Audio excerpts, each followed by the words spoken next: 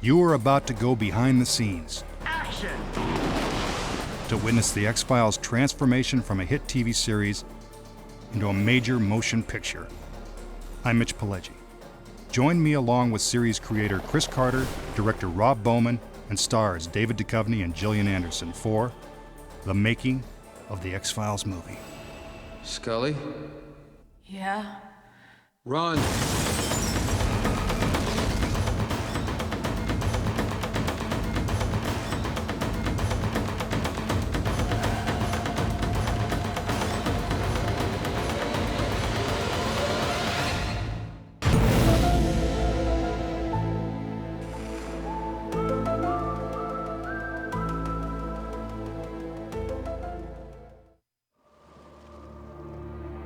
I'd read a lot of reports of the supernatural and of alien abduction and UFO sightings, and I just imagined that there must be some branch of government, law enforcement, who deals with these things. I'm Fox Mulder. This is Dana Scully. We're with the FBI. We'd like to ask you a few questions. The premise of the X-Files is two FBI agents exploring the paranormal from two different biases. One, a skeptic, one, a believer. The reason you're here, Agent Scully, is we want you to assist Mulder on these X-Files. You will write field reports on your activities, making your reports exclusively to this group. Am I to understand that you want me to debunk the X-Files project, sir? Agent Scully, we trust you'll make the proper scientific analysis. X-Files is born of and has always been driven by Mulder's sense of wonder and his belief in the unbelievable. Mulder, for the last 10 or 15 years, has believed that his sister was abducted by aliens when he was 12 and she was 8. He's kind of a very odd guy who's made a really odd choice with his life, which was, you know, in most people's eyes, kind of a stupid endeavor, to devote all his energy to chasing UFOs. So who did you take off to get stuck with this detail, Scully? Actually, I'm looking forward to working with you. I've heard a lot about you. Oh, really? I was under the impression that you were sent to spy on me. The banter between Mulder and Scully is usually built around Mulder's taking them on a wild goose chase while Scully is looking for some proof or science to back it up. Mulder, look out! The evolution has just been the experiences.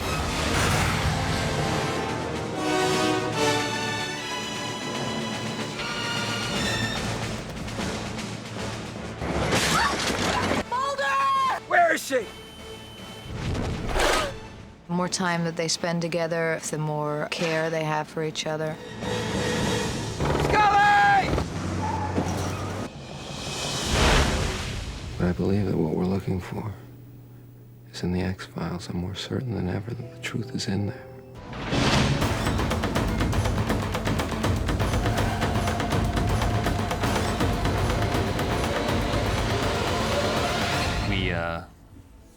Had been going along, cruising along with the show, and it had gotten more and more successful through the years.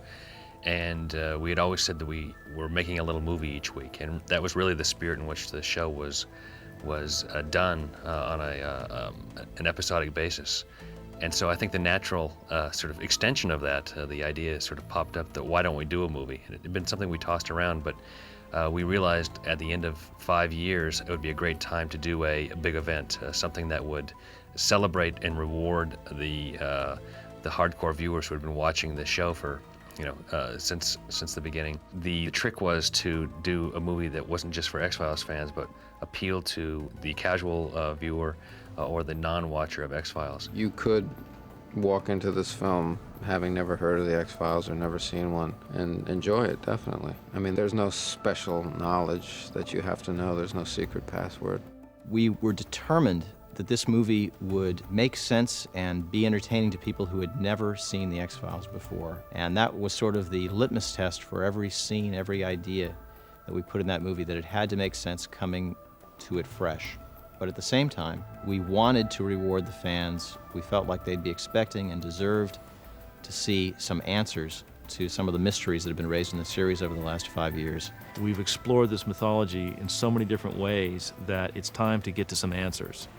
And we've proven and disproven theories and conspiracies and guilty parties so many times that eventually We have got to show, who's up to what and why they're doing it. And give the viewers and the new fans a great mystery with some sensational images and a Chris Carter script and a Mark Snow score, and do it all, the best we've ever done it with 5 years of practice. And it seems to me that it's basically the coup de grace of all of our work today. Trust no one, Mr. Mulder. June 1997. 4 years after the start of the series, filming began on the X-Files movie. To ensure the story remained a surprise, a certain amount of secrecy was necessary. There were certain precautions taken. The script was printed on red paper, so it couldn't be Xeroxed. There was disinformation leaked all year long, and there was an ending that wasn't written until actually just a few weeks ago. The movie begins with Mulder having a hunch. Mulder, when a terrorist bomb threat is called in, the rational purpose of providing that information is to allow us to find the bomb. Scully and Mulder are potentially going to be blamed for the death of some people in the bombing. It begins with, why do we have these dead bodies and what killed them? I can't tell you what killed this man. I'm not sure anybody else could claim to either. Goes into what has been going on for the past 45, 50 years. It's a global conspiracy with key players and the highest levels of power. It reaches into the lives of every man, woman, and child on this planet. And you have conclusive evidence of this? Yes.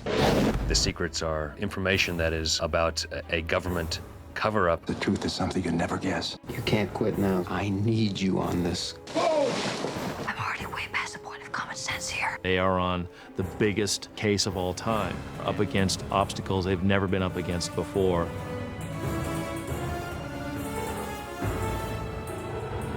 Mulder! There's no time! So much for little green man. Over the last couple seasons especially, I think Mulder and Scully have grown together even more. I think as the more time that they spend together and the more times that they save each other's lives, the more respect they have, the more care they have for each other. And and that's basically continued pretty strongly over the past couple seasons. And so that's really where we find them again, is in this very productive, very respectful working relationship. And within the film, there are some opportunities for them to get a little closer in certain ways than they have in the series. You kept me honest. You made me a whole person. I owe you everything. Scully, and you owe me nothing. There's a couple events take place where that brings them closer because of the nature of the situations that they're in the midst of. And so the audience will have an opportunity to see, a hint more of just a different flavor of their relationship. The reason the pairing works is probably because they're two interesting characters in their own right. You have Dana Scully, who is so strong and so intelligent and so independent, and Mulder, a man who is everybody's hero, that they are equals and that they can come together and work together hand in hand in a platonic relationship and have the love and the respect and the caring and be considered as equals by others. I think that the most important thing for me about Mulder was the fact that he didn't care about what anybody else thought about what he was doing. So he had a real strength of, like a screw you strength. So how did the producers of The X-Files bring such well-established characters and conflicts to a much larger canvas? We only wanted to go to the big screen if we could somehow deliver something bigger and more dynamic than we could do on the little screen. And the movie allows you to tell bigger stories on a bigger canvas and to do some very exciting visual storytelling. Spectacle is what I was looking for, and this provides scope. We wouldn't be able to go to some place like this in the television series and to do a sequence like we've got planned here. So it really is a matter of size and of panorama. Scully! The movie is made up by many elements. One of those is Chris's script and the vision that Chris set forth 5 years ago. Chris and the show have evolved and gotten much more sophisticated and much better as we've gone on. Being the creator of the series and of these characters and of this film, he knows how he wants everything to feel, and the importance of every moment in the big scheme of things. I wanted to exploit the visual tapestry that I thought that Chris and I were capable of. And he wrote this script knowing that I was going to direct it. And he wrote it right to my strengths. We had a chance to cast some movie stars in the movie, and we wanted to put people in who really fit the characters that we had written. And it just so happens that the people that I wrote the parts for really became available to us kind of miraculously. We wanted to bring in people who we felt were part of the X-Files world.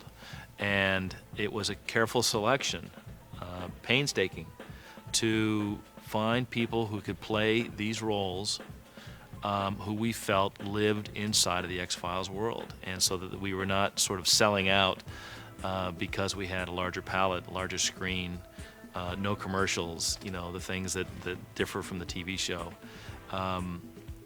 And I certainly was thrilled, jumped up and down, I think, a high five to Chris Carter when I found out that Martin Landau had signed to do it. My name is Kurzweil. Dr. Alvin Kurzweil. Am I supposed to know that name? Old friend of your father's. When Scully gets this mark, Making his feature film directorial debut is Rob Bowman, veteran of over 25 X-Files episodes.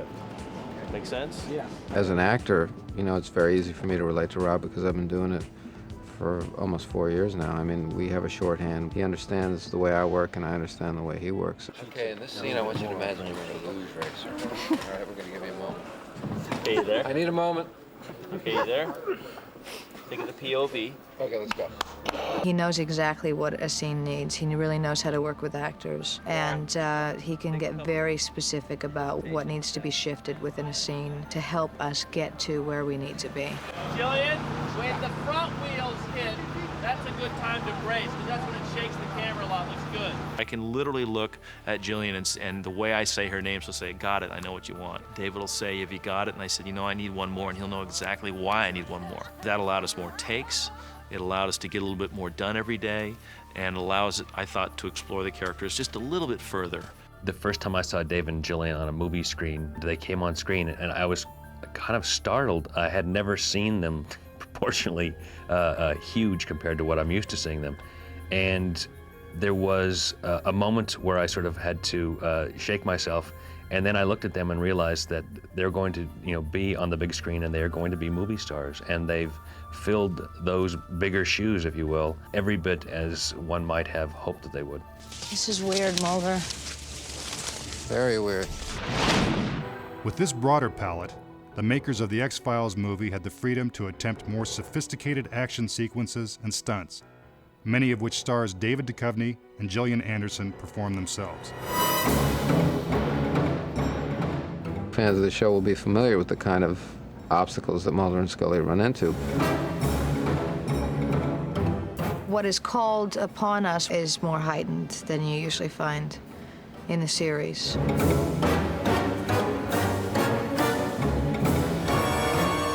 Well, that's one of the things I like about the character is that, yeah, he's very cerebral, but, you know, he can get out there and jump on a train and, you know, run around and get beat up and do things like that. So I'm used to doing those kind of things, and on this, there's been a lot of physical stuff. There's been a lot of like climbing and a lot of jumping and running.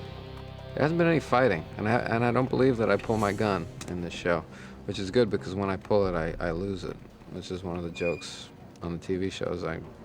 Whenever I pull my gun, it's gone. Somebody takes it from me.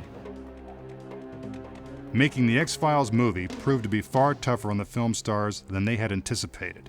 It's a lot of lifting for David.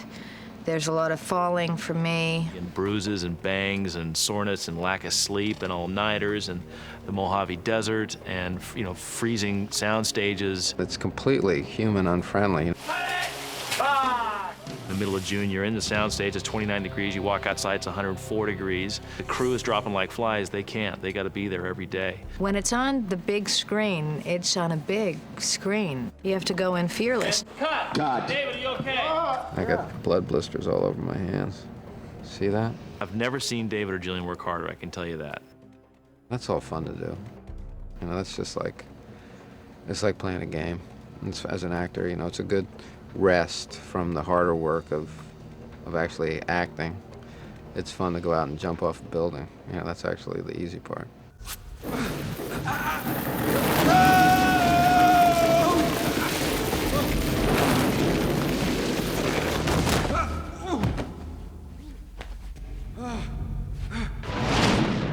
For the film's dangerous helicopter sequences, the producers enlisted the talents of ace Hollywood aerial coordinator David Paris. We were chased by helicopters at a altitude that was a little too low for my liking, or at least my hair's liking. Scully! Talk to me, Scully! Mulder and Scully are being chased by helicopters. They're running away from an area where they shouldn't have been. So they're in cornfields, which are dark, and the helicopters have got searchlights trying to find them. To create a believable action sequence, you have to tie the actors, the principals, into the action in some way. And if you use stunt doubles, you can't quite do that, and it brings the audience into the picture in a way that I've always felt is important on the X-Files. Luckily, I've got Dave and Jillian, who are both young and athletic, and also are game. They really like to get in and do this stuff. Ready? Yeah. Camo? Camo. Let's go. You need not act in a scene like that. You know, it's loud, and it's scary, and it's windy, and you're screaming, and, you know, that's all you have to do is actually just exist in that moment. So it takes care of, like any other acting that you had to do. Basically, you're just trying to survive. One of the more complicated scenes to create features the blowing up of a 25-story building. I need this building evacuated and cleared out in 10 minutes. Actors, they shoot, you know, a little bit, but bombs and explosions, they shoot for days. The trick is to make sure you blow the heck out of everything you can, and that you photograph it and you get every ounce of value out of it. We're creating an explosion as if our bad guy has put in several hundred pounds or 1,000 pounds of a high explosive in this building. What will happen is when we initiate it, these will all be covered in debris, desks or whatever. You can see some desks here that will be coming out the windows, etc. There'll be a gas ball coming out, fireball coming out, approximately 40 or 50 feet, and then there'll be a dust cloud that comes out and follows it out. And we do have a stunt car that'll come around the corner, and then when we hit the impact, we have the car rigged so it looks like they received the shockwave, and it'll actually raise up the back end of the car, and it'll blow out the back window. Because of the dangerous nature of the shot, stunt doubles for David and Jillian are used to coordinate the timing of the vehicle with the building explosion.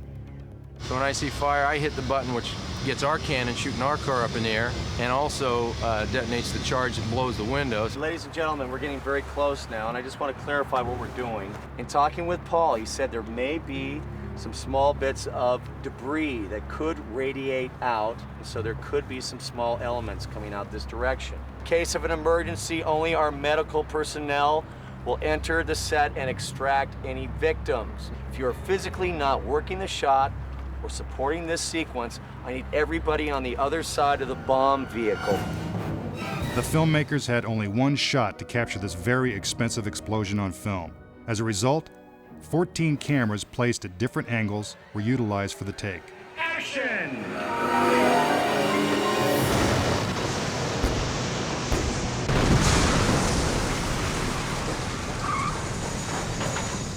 That's a cut. Nobody move. Everybody safe and secure, please. Fantastic. Used 14 cameras on that explosion. Some were for visual effects, composite shots, and others were just various angles of the explosion. What was exciting about it was the intensity of it, I think, and knowing that there are 3, 4, 5, 6 cameras rolling at one time, getting different angles, different aspects of what's happening. Step one of the process is complete. Now David and Jillian are integrated into the scene. We're trying to create an interior shot of our heroes as the explosion occurs. So our test here is to create a fire cloud in the back as if it were the building blowing up so that it ties into our shot. Fire test, here we go. 3, 2, 1.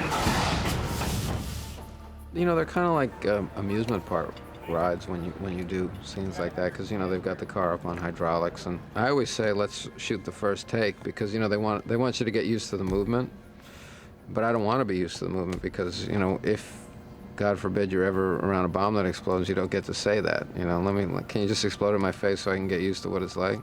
So, you know, you want that kind of first experience.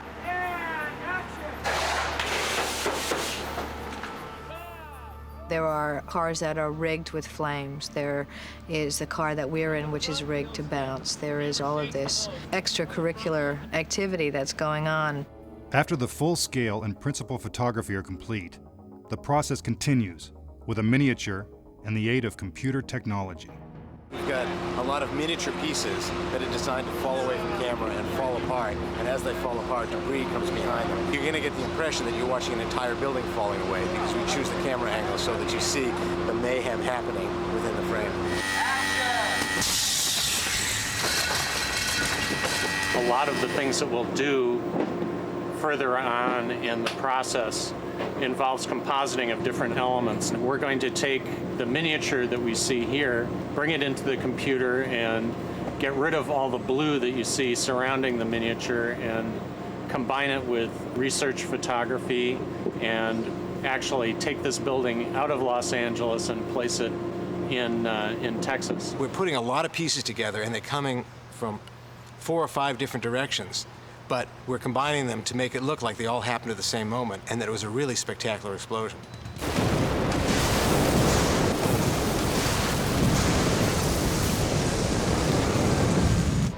The X-Files series has been known to unleash some pretty terrifying creatures on its 2 stars.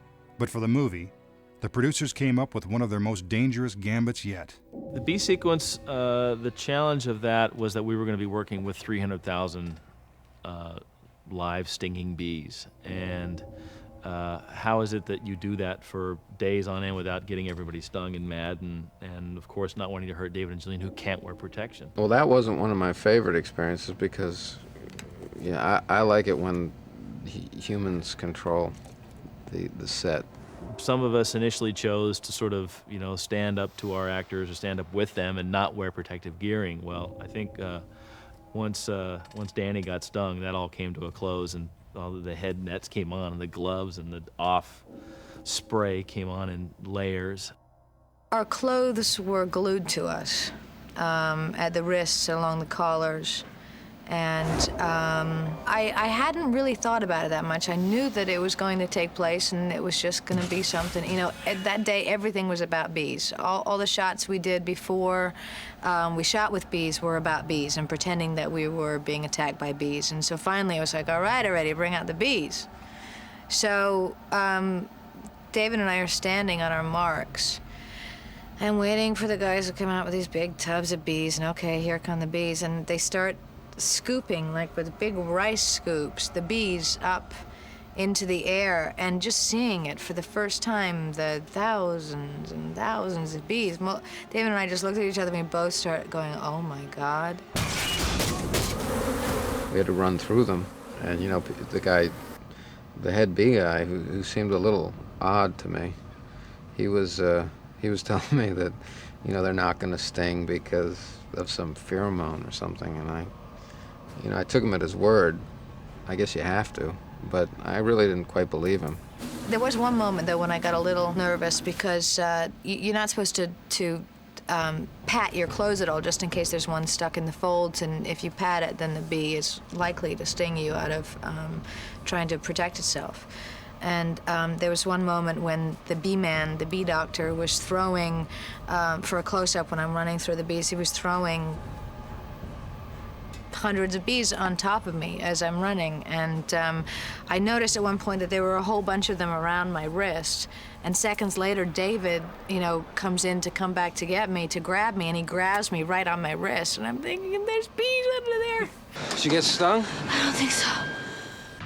For the film's score, Chris Carter once again turned to the man responsible for all of the music on the TV series, Mark Snow. That's really a gas here because there's going to be an 85-piece orchestra playing the film score. So this is the first time when that theme has sort of grown and become musical. It was really interesting to see Mark finally, instead of sitting in his studio with his synthesizer, to be up in front of that 85-piece orchestra conducting them, and it just blew me away. Chris Carter wanted a very minimal approach, not much melody whatsoever, just ambient, atmospheric sound design, and he wanted a lot of it. And so we talked about how the music would not be melodic and how it would be atmospheric and discordant and minor key stuff. Some of what I call the cliche X-File electronic sounds mixed in with this big orchestra, it gives it this great sense of scope and grandeur and bigness that everyone is trying to achieve. It does sound like a great big movie, and it's romantic, and it's exciting, and it's thrilling, and it's epic, and it's intimate, and we did it. Appreciate it. The X-Files movie, questions answered, new questions posed, and the chance to experience Chris Carter's creation multiplied by X. I'm Mitch Pileggi. Thank you for joining us.